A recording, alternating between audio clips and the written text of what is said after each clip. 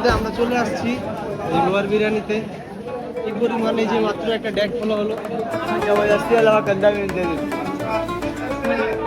সেই বিখ্যাত লোক, যার নামে আমাদের এই দোকানটা। কি সুন্দর গ্রাম হচ্ছে, সাধারণ গ্রাম। অনেক মানুষ এটা এই বিরিয়ানি নেওয়ার জন্য দেখুন কত মানুষ চলে এসেছে। এখানে একটা জিনিসই ভালো লাগে, দেখুন কত মানুষ, কিন্তু তারা ম্যাক্সিমাম মানুষ কিন্তু উর্দুতে কথা বলে। তাদের এই যে এখানটা একটা মজবার মতো, দেখলেই একটা মনে আসছে যে ঈদ চলে আসছে। ঈদের যে একটা আমেজটা পুরোপুরি বোঝা যাচ্ছে এখানে, যে কি পরিমাণ মানুষ, কি পরিমাণ হট্টগোল চলতেছে এখানে। খুবই একটা ইউনিক জায়গা এবং নিজের কাছেও একটা আনন্দ ফিল হচ্ছে যে না, আসলে ঈদ চলে আসছে। আর মাত্র 2টা রমজান বাকি আছে আমাদের।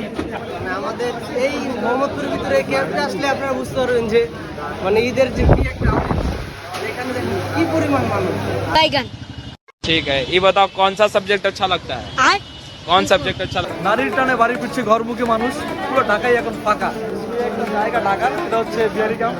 সেখানে হচ্ছে দিন রাত ঈদ আর হচ্ছে ছুটি নাই, 24 ঘন্টা সবসময় একবারে ঈদের আমেজ।